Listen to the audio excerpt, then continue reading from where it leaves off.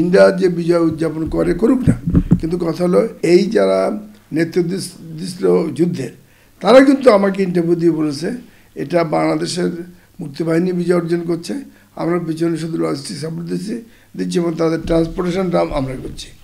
এবং এই যুদ্ধের যা কিছু বিজয়, যা কিছু স্যাক্রিফাইস, যা কিছু বিক্রম, বীরত্ব, এটা বাংলাদেশ সেনাবাহিনী এবং বাংলাদেশ মুক্তিবাহিনী করছে। 16 ডিসেম্বরের তারিখটা নিয়ে ইন্ডিয়া কেন তাদের স্বাধীনতা উদযাপন করে? না, ইন্ডিয়া স্বাধীনতা দিবস তো 16 ডিসেম্বর, ওরাও বিজয় দিবস উদযাপন করে। যেমন একই সাথে সেকেন্ড গ্রেট ওয়ারের সময় যে রাশিয়া বিজয় উদযাপন করে, স্ট্যালিনের নেতৃত্বে রেড আর্মি যে হিটলারের আর্মিকে পরাভূত করেছিল তারা উদযাপন করে, ফ্রেঞ্চ আর্মি উদযাপন করে, ব্রিটিশ আর্মি উদযাপন করে, আমেরিকান আর্মি উদযাপন করে। এটা যারা যারা যুদ্ধে ছিল, আমাদের যুদ্ধের সময় আমাদের মিত্রবাহিনী গঠন করা হয়েছিল। দ্বিতীয় মহাযুদ্ধের মতো দ্বিতীয় মহাযুদ্ধেও কিন্তু হিটলারের বিরুদ্ধে মিত্রবাহিনী গঠন করা হয়েছিল। কেমন? এই মিত্রবাহিনীতে ছিল Russia, great Britain, Germany, France, America, এরা ছিল মিত্রবাহিনী। আর হিটলারের ছিল জাপান, ইটালি, জার্মানি, এরা একসাথে ছিল। তো মিত্রবাহিনী যখন কোনো বিজয় অর্জন করে, সম্মিলিতভাবে বিজয় উদযাপন করে, তেমনি আমি এটা দেখাচ্ছি। এই ছবিটা আমার তোলার ছবি, 3 ডিসেম্বর 1971, এই উপরে এই ছবিটা। এটা ওসমানী স্যার আছে আর সৈয়দ স্যার আছে। এখানে ওসমানী যেন মানুষরা আসছিল, যেন মানুষরা এখানে বসা আছে, যেন মানুষরা এখানে বসা আছে, যেন মানুষরা সৈয়দ স্যারকে স্যালুট দিতে আসছিলেন এবং তার প্রতি তার আনুগত্য ঘোষণার জন্য আসছিলেন। কেননা উনি তখন অ্যালাইড ফোর্সের চিফ হয়ে গেছেন, সেই জন্য উনি আসছিলেন আনুগত্য প্রদর্শনের জন্য। এবং আমি অনুষ্ঠানে ছবি তুলেছিলাম। আমি তো ওয়ার করেসপন্ডেন্ট, স্বাধীন মহিলা বেতার কেন্দ্র। Simultaneously I was working as a PS2 the acting president. তো আমি ওখানে জেনারেল মানুষের আমি ইন্টারভিউ নিয়েছিলাম, জেনারেল মানুষের আমি ইন্টারভিউ ওই মিটিংয়ে নিয়েছিলাম। উনি দিতে রাজি হচ্ছিলেন না, কিন্তু ওসমানী স্যার এবং নজরুল স্যার ইনসিস্টেড হিম, তখন উনি দিলেন, এবং with the condition that this interview will not be telecast, broadcast or published. তো এই আমার বাংলাদেশ ফ্রিডম বইতে তার এই ইন্টারভিউটা আছে। আর আরও একটা ইন্টারভিউ আছে আমার এই বইতে, সেটা হলো যে ব্রিগেডিয়ার জ্যাকব যিনি সাইন্টিফিক ইনস্ট্রুমেন্টটা তৈরি করেছিলেন, ডেভেলপ করেছিলেন, তার ইন্টারভিউ আমার বইতে আছে। এবং এই বাংলা এটা বাংলা একাডেমিতে বেরিয়েছে, এ বইতেও আছে। তারা কিন্তু ইন্ডিয়ার যে বিজয় উদযাপন করে করুক না, কিন্তু কথা হলো এই যারা নেতৃত্ব দিছিল যুদ্ধের, তারা কিন্তু আমাকে ইন্টারভিউ দিয়ে বলেছে এটা বাংলাদেশের মুক্তিবাহিনী বিজয় অর্জন করছে, আমরা পিছনে শুধু লজিস্টিক সাপোর্ট দিচ্ছি এবং তাদের ট্রান্সপোর্টেশনটা আমরা করছি। এবং এই যুদ্ধের যা কিছু বিজয়, যা কিছু স্যাক্রিফাইস, যা কিছু বিক্রম, বীরত্ব, এটা বাংলাদেশ সেনাবাহিনী এবং বাংলাদেশ মুক্তিবাহিনী করছে, এই কথা বলছে। এবং এই কথা বলতে তাদের এক বিন্দু তাদের দ্বিধা ছিল না, এরকম কথা বলেছে। আমি আর একটা কথা বলতে চাই, যখন এই প্রসঙ্গ কথাটা উঠল। আমি জেনারেল মানুষরা দিল্লিতে আমি গেছিলাম, উনি তখন অসুস্থ ছিলেন, হাসপাতালে ছিলেন। হাসপাতালে আমি দেখতে গেছিলাম, 1992 হবে। তো ওই সময়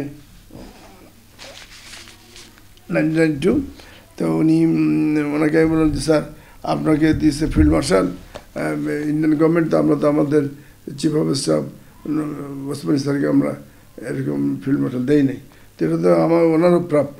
তো বলো যে why you are hesitating, why you are not giving that reward, you can give it now even.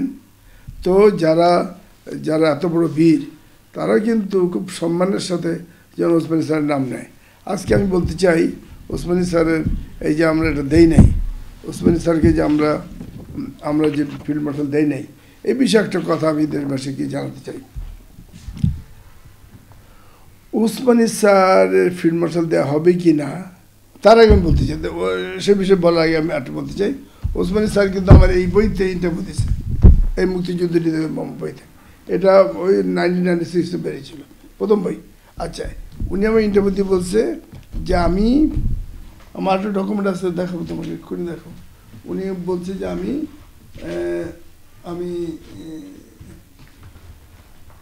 একটা ডকুমেন্ট আছে, দেখাবো তোমাকে। বলছে যে আমি সাইলেন্স সেরেমনিতে, আমার স্যার আপনি সাইলেন্স সেরেমনিতে থাকেননি বলে অনেক কথা আমাদের অপমানজনক কথাবার্তা বলা হয়। বলে আরে মুসলিম তুমি বোঝো না কেন, ফিল্ড মার্শাল আমি ছিলাম chief of staff of Bangladesh army, আমি আর ইন্ডিয়ান চিফ অফ স্টাফ ছিল জেনারেল মানেক শাহ। আমাদের দুইজনের স্ট্যাটাস ছিল সেম, ইকুয়াল। তো সাইলেন্স সেরেমনিতে তো জেনারেল মানেক শাহ আসে নাই, তাহলে আমি কী করে যাবো, আমি কেন যাবো? Exactly that is the point. উনি আমাকে ইন্টারভিউ দিয়ে বলছেন যে সেই জন্য আমাদের যে ডেপুটি ছিল একে খন্দকার, তাকে পাঠানো হয়েছিল সরকারি সিদ্ধান্ত। এবং Osmani sir kept his head high always. এবং কবি নজরুল যে কবিতা লিখে রেখেছেন, বলবীর চির উন্নত মমশির নিহারি ওই শিখর হিমন্ত্রী। এটা কিন্তু কবি নজরুল ওসমানী স্যারের জন্যই লিখে রেখেছেন। উনি এরকম ছিলেন, ওনার আত্মমর্যাদাবোধ তুঙ্গে ছিল, এবং ওনার যাত্রাভিমান তুঙ্গে ছিল, এবং ওনার মানমর্যাদা একতিল পরিমাণ কোথাও উনি মিলান করতে দেননি, কাউকে দেননি। সেই জন্যে ওনাকে পাঠানো হয়েছিল এখানে, ওনার আশায় এই বিষয়ে বলা হয়েছিল, কিন্তু উনি রাজি হননি। তখন সিদ্ধান্ত হলো যে আমাকে পাঠাতে হবে। এটা কিন্তু খন্দকার স্যার ইত্তেফাকে বেরিয়েছে, সেটা আছে আমার কাছে, এক্ষুনি কোথাও দেখতে হবে, আছে আমার কাছে। এবং আরও জরুরি কথাবার্তা আছে, আমি বলবো একটু পরে। হ্যাঁ, কোথায় সেটা, ওই মেয়েটা কিন্তু চলে যেতে বলে ভুল করছে। যাই হোক, ওই ইত্তেফাকে বেরিয়েছে খন্দকার স্যার ইন্টারভিউ যে এটা ওসমানী স্যার আসেননি এবং আসতে রাজি হননি, কেননা ওনার সমকক্ষ ছাড়া কারোর সাথে উনি তো বসবেন না, ইকুয়াল স্ট্যাটাস না হলে উনি বসবেন না। এই জন্য মুজিবুর গভর্নমেন্ট সিদ্ধান্ত দিয়ে আমাকে পাঠান খন্দকার স্যার। তবে এই প্রসঙ্গে তোমাকে বলি, আজকে এটা দেশবাসী জানে না, আমার বয়স 73 হয়ে গেছে, আজ বাদে কাল মারা যেতে পারি। তো যখন হয় সাইলেন্স সেরেমনি, সারেন্ডার কখনো বিষয় যখন আলাপ আলোচনা চলতে থাকে, তখন কিন্তু ওখানে বলা হয়েছিল যে একে ওসমান সাহেব যাবে না, একে খন্দকার স্যার যেন রেডি থাকে ওই সাইলেন্স সেরেমনি যাওয়ার জন্য। কিন্তু উনি 14-15 তারিখ থেকে কিন্তু জেনারেল অফিস থেকে এবং ফিল্ড মার্শাল মানেক অফিস থেকে কিন্তু নক করা হচ্ছিল মুজিবুর গভর্নমেন্টকে। সৈয়দ স্যার অফিসে প্রথমে তাজুল স্যার নক করা হচ্ছিল যে সাইলেন্স সেরেমনি অ্যাটেন্ড মোমেন্ট, আর stand on your toes, keep yourself on your toes, এইভাবে টেলেক্স আসছিল। তখন তো টেলেক্স আসতো, তো এরাও রেডি হয়েছিল। কিন্তু 16 ডিসেম্বর যখন 11টার দিকে 12টার দিকে মার্শাল অফিস থেকে বলা হলো যে আপনাদের রিপ্রেজেন্টেটিভ এয়ারপোর্টে আসতে পারে, আমরা যাচ্ছি, আর ওরা যখন 1-1:30টার দিকে দিল্লি এয়ারপোর্টে চলে গেল, তখন আমাদের এখানে খন্দকার যাবেন, এখন থেকে সার্কিট পাওয়া যাচ্ছিল না। উনি কলকাতা মার্কেটে গেছিলেন মার্কেট করতে। এটা ওনার একটা ভুল সিদ্ধান্ত, ব্যক্তিগত সিদ্ধান্ত। সেই জন্যে এরা খুব উত্তেজিত অবস্থায় ছিল।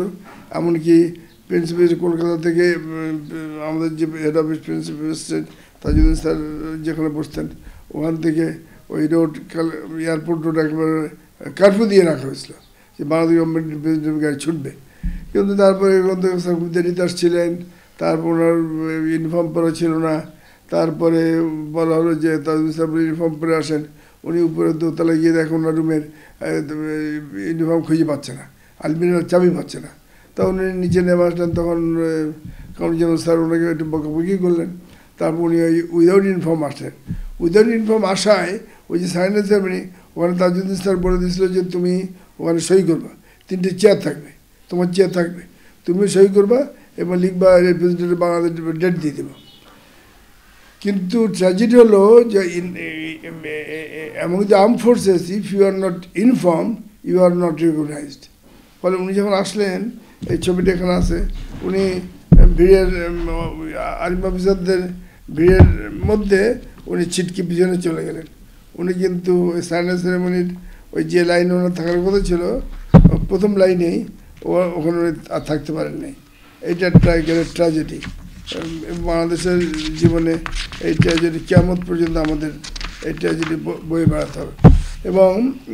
এবং আরেকটা কথা বলি, ওখানে যে 3টে চেয়ার রাখা ছিল, বলা ছিল একটা চেয়ার উনি বসবেন, কিন্তু উনি পরে আমাকে বলেছেন, আমি পরে জিজ্ঞেস করেছি, উনি এখনও বেঁচে আছে, উনি বলেন যে আমি তখন তো অ্যাপ্লাই মাই মাইন্ড, এবং আমার কাছে বড়ো ছবি আছে। ওই প্রথমে কিন্তু 3টে চেয়ার এখানে রাখা আছে, আমার বড়ো ছবি আছে, ওনার বাম দিকের চেয়ারটা, কিন্তু ওই চেয়ারটা খালি বলে কেউ বসছে না দেখে সাইলেন্স সেরেমনিতে একজন লয়ার থাকে, ইন্ডিয়ান যে লয়ার ছিল, আর্মির লয়ার, সেই চেয়ারটা টেনে নিয়ে সামনে নিয়ে বসে, ওর বসার কথা না। সুতরাং ওসমানী এখন স্যারের মিস্টেকের জন্য আমাদের মুক্তিযোদ্ধাদের গৌরব মহিমা অনেক ম্লান হয়েছে, এটা আমি বলছি। উনিও জানে এটা ওনার ইচ্ছাকৃত ভুল না, এটা ওনার it's a mistake, it's a genuine mistake, এটাই বলতে পারি। It's a mistake, genuine mistake. ওই মিস্টেকের জন্য আমাদের অনেক মান সম্মান নষ্ট হয়েছে। এটা আমি বলতে পারি যে আমাদের যে গৌরব গাথা, আমাদের যে মহিমা, আমাদের যে বিজয়ের যে গৌরব, সে গৌরব থেকে আমাদের অনেক ম্লান হয়ে গেছে। আমাদের 16 ডিসেম্বরের অনুষ্ঠানে উনি ওরকমভাবে হতবুদ্ধ হয়ে যাবে। তবে উনি তো একটু টিমিড টাইপের লোক, সরল সোজা লোক, উনি এইভাবে he made this mistake unfortunately. এবং যে জন্যে ভারত এইসব দাবি করে বসে যে 16 ডিসেম্বর ওরা ওদের মধ্যে পালন করতে পারে, আমরা আমাদের মধ্যে পালন করবো, কোনো অসুবিধা নেই। এটা তাদের বিজয়, আমাদের বিজয়। কারণ তারা মিত্রবাহিনীর সাথে, তারা আমাদের সাথে ছিল মিত্রবাহিনীর অংশ হিসেবে, কোনো অসুবিধা নেই তাতে।